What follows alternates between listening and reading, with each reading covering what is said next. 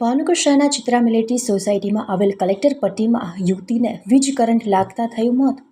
મળતી માહિતી અનુસાર ભાવનગર શહેરના ચિત્રા મિલિટરી સોસાયટીમાં કલેક્ટર પટ્ટી પ્લોટ નંબર 4માં રહેતા કિશોરસિંહ પ્રવીણસિંહ ચુડાસમાના દીકરી જાગૃતિબા ઉંમર વર્ષ 21ને પોતાના ઘરે વીજ કરંટ લાગતા યુવતીને સારવાર અર્થે શહેરની સરટી હોસ્પિટલ ખાતે ખસેડવામાં આવેલ, જ્યાં ફરજ પરના ડોક્ટર દ્વારા યુવતીને તપાસીને મૃત જાહેર કરી.